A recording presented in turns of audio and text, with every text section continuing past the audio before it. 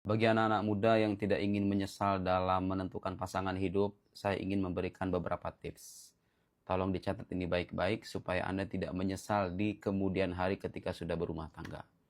Pertama, cara terbaik untuk mencari pasangan hidup yang baik itu adalah memperbaiki diri sendiri.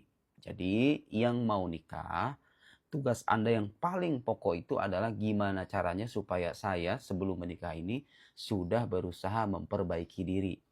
Yang laki-laki harus punya kemampuan dan keahlian. Nikah itu modalnya nggak cuma sebatas rasa suka. Karena kalau sudah menikah, perasaan kita pasti akan berbeda. Dulu kita jarang ketemu sama orang yang kita sukai, sekarang kita ketemu tiap hari. Otomatis perasaan itu akan berbeda nantinya. Yang membuat Anda bisa bertahan hidup, bisa mencari nafkah, mendidik anak dengan baik, adalah kemampuan Anda, keahlian Anda, pendidikan Anda. Jadi sebelum menikah, pikir-pikir dulu. Kira-kira pendidikan Anda sudah cukup atau belum? Ilmu Anda sudah cukup atau belum? Kemudian yang tidak kalah penting, saya punya kemampuan atau tidak? Kalau belum, berarti gunakan kesempatan yang ada untuk terus-menerus melatih diri dan menambah kemampuan. Semakin banyak kemampuan dan keahlian, Anda akan semakin mudah dalam menjalani hidup. Sebaliknya, semakin sedikit kemampuan kita, maka semakin sulit kita mengarungi bahtera kehidupan rumah tangga.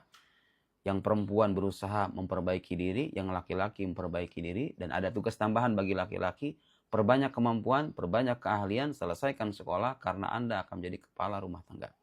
Oke, kedua, sebelum Anda menikah, Anda tanya kepada diri Anda sendiri, motif Anda menikah itu apa?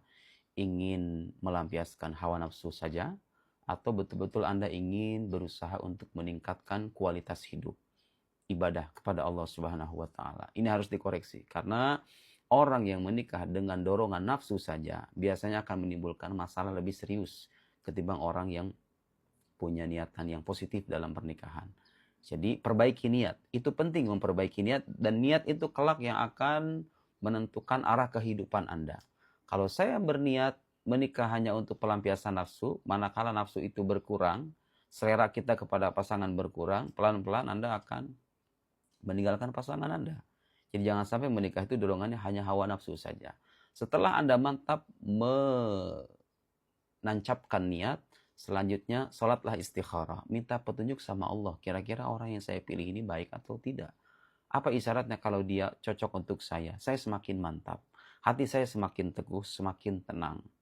Tapi kalau tiba-tiba setelah selesai sholat istikharah pasangan kita kemudian membuat kita ragu, barangkali dia bukan jodoh Anda.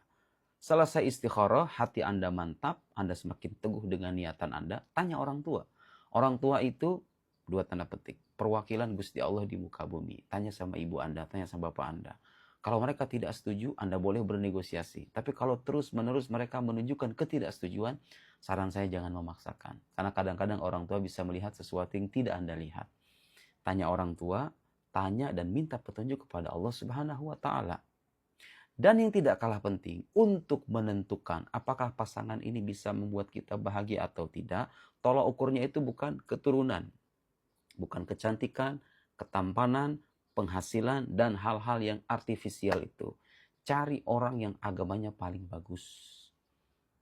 Kalau Anda hidup dengan orang yang kaya raya, tapi lisannya tidak bisa dijaga, apakah Anda bisa hidup bahagia? Saya rasa tidak. Untuk mendapatkan kebahagiaan, kita perlu berjodoh dengan orang yang punya karakter, punya akhlak, agamanya bagus. Dan itu nasihat Nabi SAW. Kalau kalian mau beruntung, fadfar bidzatid din taribat yadak, kata Nabi. Carilah yang agamanya bagus, maka kelak engkau akan beruntung. Agama itu adalah asas dari keutuhan rumah tangga, sekaligus asas dari keharmonisan hidup bersama. Cari yang agamanya bagus. Bukan punya banyak fulus. Cari yang agamanya mantap, imannya kokoh, akhlaknya cakep. Itulah yang bisa membuat Anda bahagia di kemudian hari.